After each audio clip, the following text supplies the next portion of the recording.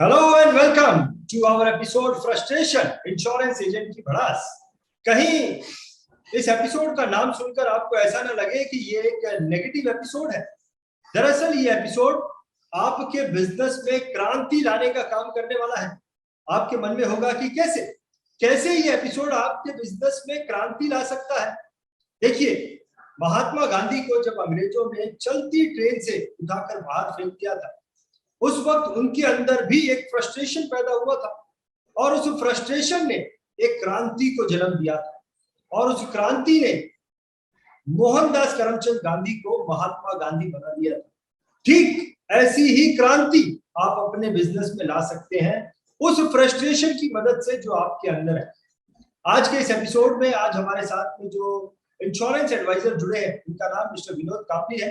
Mister Vinod Kambli Mumbai से अपने insurance advisory की प्रैक्टिस करते हैं, बहुत ही एनर्जी के साथ, बहुत ही बड़े टारगेट को लेकर, बड़े विजन के साथ में ये अपने इंश्योरेंस एडवाइजरी का काम करते हैं। तो चलिए मिलते हैं मिस्टर विनोद कांबले जी से और उनके अंदर आज की तारीख में क्या फ्रस्ट्रेशन है, उस फ्रस्ट्रेशन को जानते हैं। विनोद कांबले जी, मैं आपका फ्रस्ट्रेशन की आज के इस एपिसोड में बहुत बहुत स्वागत करता हूँ। विनोद कांबले जी।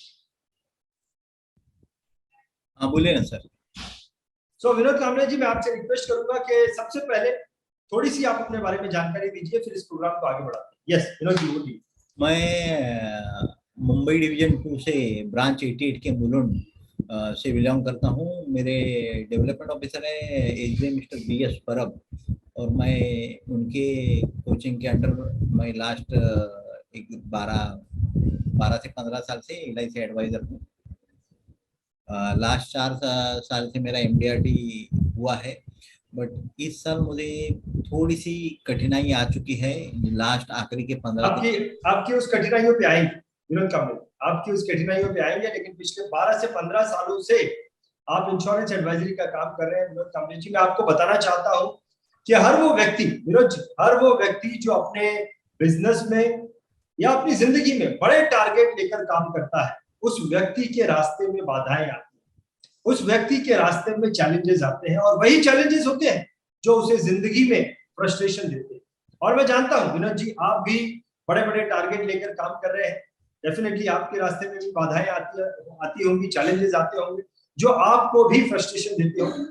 तो इससे पहले कि हम जाने कि आपके अंदर आज की तारीख में क्या फ्रस्ट्रेशन है, मैं आपको बताना चाहता हूं कि ये फ्रस्ट्रेशन एपिसोड जो हमने बनाया है, ये एपिसोड जनवरी महीने के पहले वीक तक चलने वाला है और ये एपिसोड हमने बनाया है दरअसल नेशनल मेगा माइंड शो की एडवर्टाइजमेंट के लिए।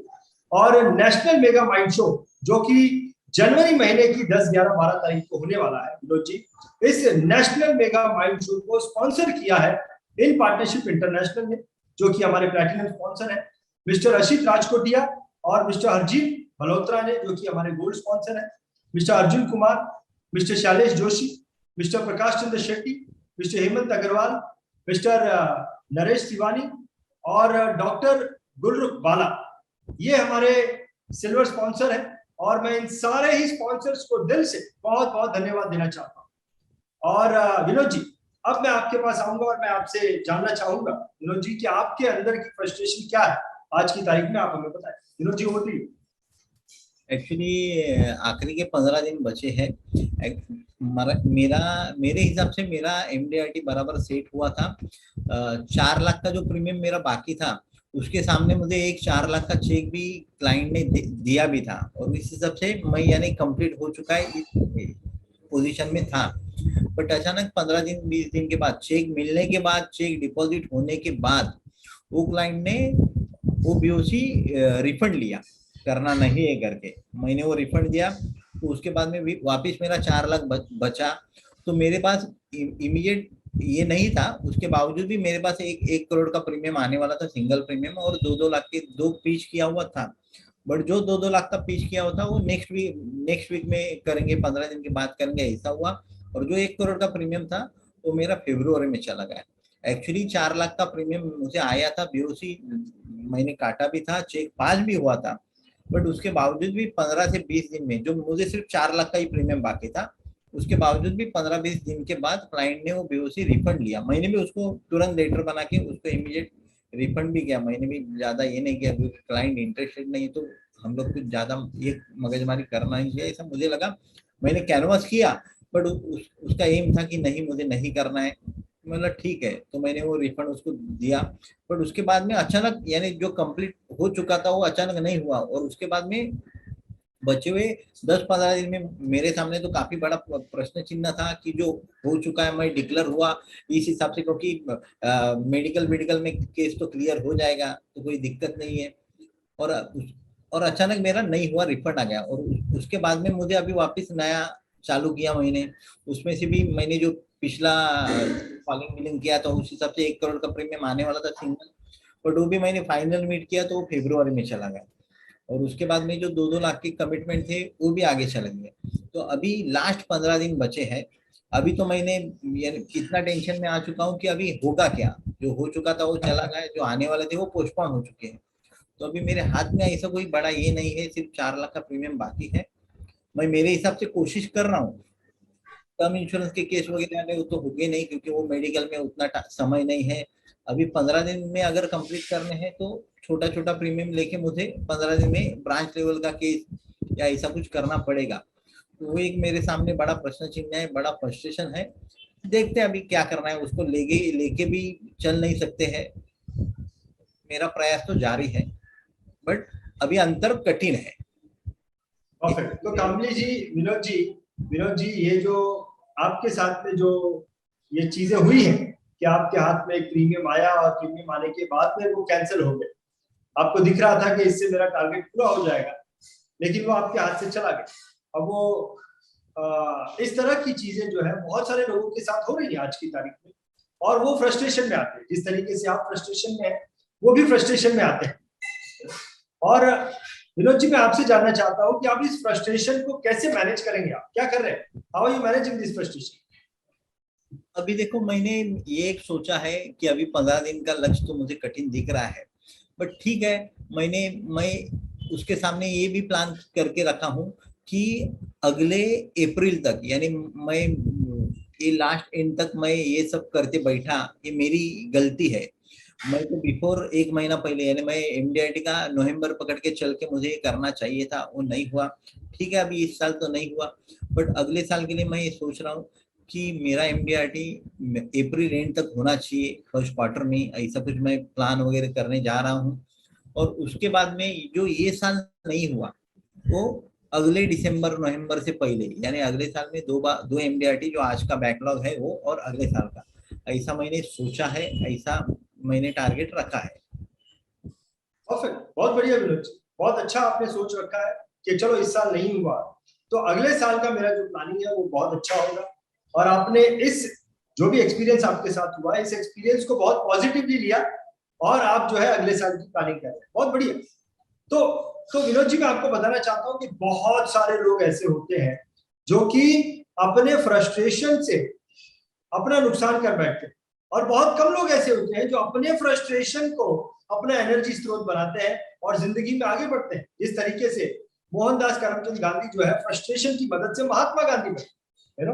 और आपने भी बहुत अच्छा सॉल्यूशन निकाला है कि आप इस ये जो घटना आपके साथ में हुई, ये जो आपका एक्सपीरियंस रहा, इससे आपने सीखी है और अगले साल आप जो है अपने टारगेट को जल्दी पूरा करने की कोशिश करें। बहुत बढ़िया, बहुत बढ़िया विनोद जी, आपका ये एक्सपीरियंस जो है बहुत सारे लोग अपने आप को आपके इस एक्सपीरियंस से रिलेट करेंगे और आपसे एक सीख लेने की कोशिश करेंगे।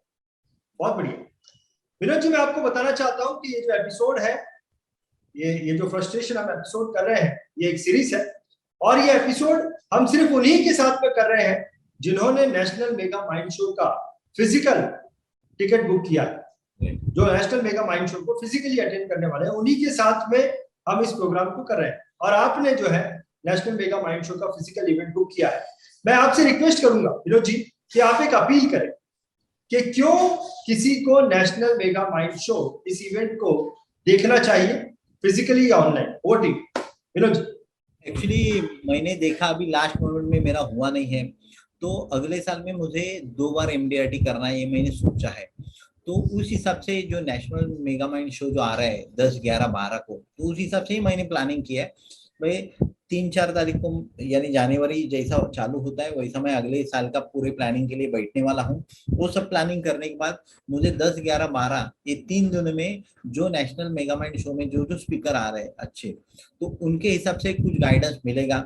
उसके साथ में मेरे कोच है, मेरे डेवलपमेंट ऑफिसर है BS परब, उसके बाद में मेरे कोच है लाजर सर, इनसे मैं लेके अगले साल के लिए कुछ ऐसा प्लानिंग करना चाहता हूँ। और ये नेशनल मेगा माइंड शो से जो मुझे मिलेगा वहां पे मुझे कुछ पार्टिसिपेंट जो एक्सपीरियंस पर्सन भी मिलने वाले हैं, उनसे भी मुझे कुछ ना कुछ एडिशन हो जाएगा।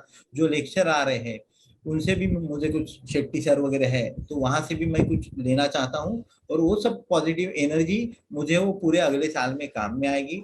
2 बार मुझे MDRT करना है, तो वो एनर्जी लेके मैं नेशनल मेगा माइंड शो से निकलना चाहता हूँ। परफेक्ट।